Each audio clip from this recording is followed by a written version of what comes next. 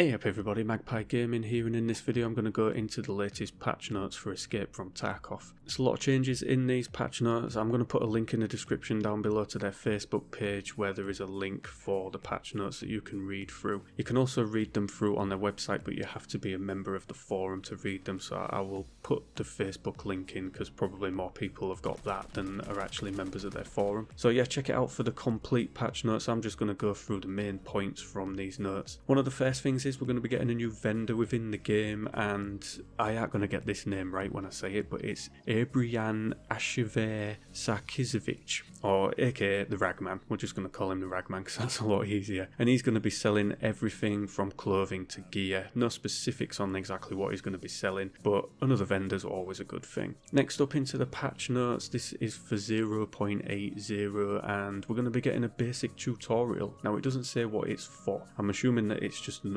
overall tutorial for the game, which is a good thing. This can be a very confusing game when you just start out in it. It's very deep in its detail, and there's a lot to take in and a lot to remember. So having a basic tutorial is a good thing. I think that will help introduce new players to the game a lot better. So yeah, and of course there are 1,000,001 videos on YouTube that you can check out if you want to know something within the game. There's always somebody out there that will be able to answer your question. There's new changes within this. There is a new skill. This is mag drills. Now this is all to do with the loading and unloading of ammo into magazines and magazines into weapons. And basically this skill will increase the more you play and the more you do certain things within the game. So this is going to be bringing about a new kind of realism towards the game. So now you won't be able to simply reload on the fly. You're going to have to go into your inventory to reload your weapon. You're going to have to check what kind of ammo you've got left in it. It isn't automatically going to put ammo back into your cartridge for you. So it brings about a new level of realism. Now loading and unloading within your menu screen will remain the same, but when you're in a raid it's going to be different. Now obviously this will be slower or faster depending on how much, what level of skill you have within mag drills. But this was something that I already did within the game anyway. I always went into my inventory to check, so it's not going to really bother me too much. It's just another one of those kind of things that they're going for with the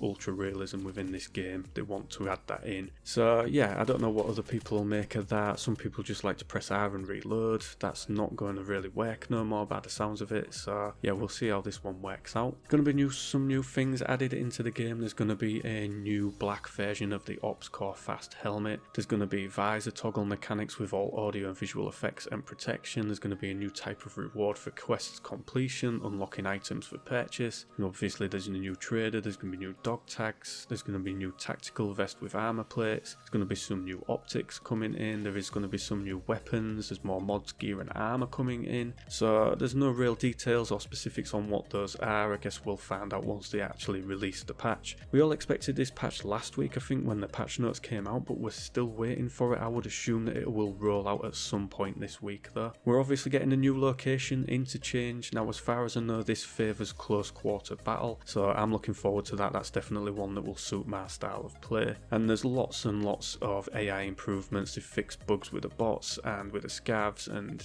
all sorts of different things. Location exits and extractions have been, bugs and things that have been wrong with them have all been fixed. So yeah, there's a lot going into it. There's lots of optimizations specifically of the shoreline location. Now this is one that me and my friends have been moaning about for quite a while. Shoreline is a huge map. It's got lots of open areas, it's got lots of buildings, so there's a lot of work that goes into making this map happen. And it needed specific optimization for that map. It was very bogged down on there. There was a lot of desync issues, a lot of lag issues, so that's had specific optimization done on it. So all being well, that will work out. That map will work a lot better now. They've had client and server optimizations for handling physics. Those have been improved, something which I'll get into in a minute. Reduced network latency, which isn't really something that you notice a lot of. It's not one of those games, like Counter-Strike, where you're constantly checking your ping and you want to know the tick rate of the server and all things like that. You don't really go into it with Escape from Tarkov. You just hope that, the back end is doing what it needs to do to give you a decent game on the screen. So as I say, there's lots of fixed bugs. There's a whole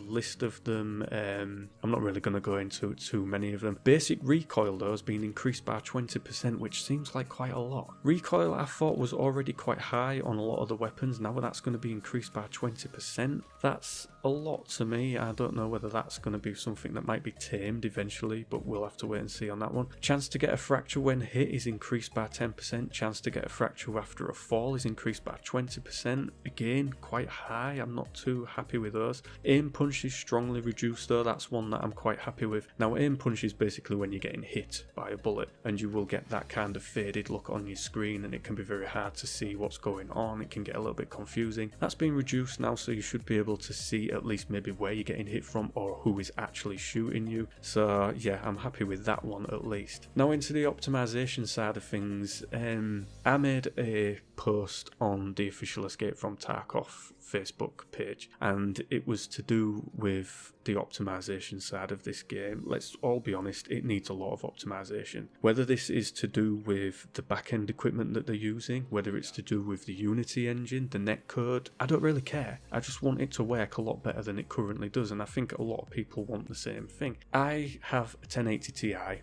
and yesterday I played this game at every resolution that is available, and my FPS was exactly the same on every single one. So resolution and the graphics settings as a whole don't really seem to make too much difference to what I am getting in terms of FPS within this game. They do obviously improve the graphics the further in you go in the resolution, and the different options that you can enable and disable. Obviously it makes it look better, but the FPS didn't really change that much. Nothing that was drastically noticeable, and nothing that made the game smoother for me. So I got a little bit of shit on their page because I compared the optimization of this game to PlayerUnknown Battlegrounds, which was probably wrong of me. But basically what I was getting at was that was a game that started shit. Its optimization was shit. It's by no means perfect now, but it's come a long way. And when I look at everything that they're adding into this game, they're adding so much into it, but they're not fixing the foundation of this game for me. They're not putting enough into the optimization side of things. It's like building a house and having all this nice furniture to put in it and everything like that, but you've built it in a swamp. What's the point? It's going to sink. It's not going to work properly. You're just adding more clutter to a game that's struggling already. So yeah, I took a little bit of stick for it, but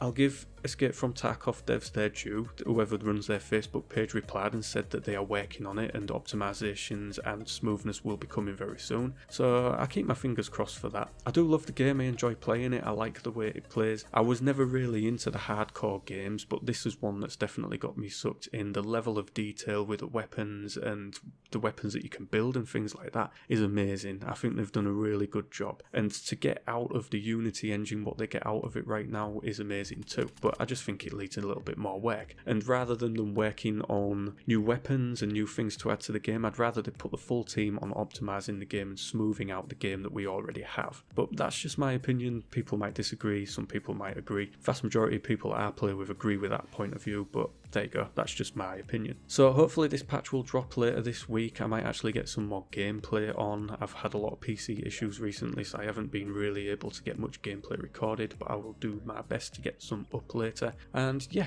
as always, ladies and gentlemen, thank you very much for watching and listening. Don't forget to like, share and subscribe. Got anything to say, put it in the comment section down below. I will reply as soon as possible. And as always, take care.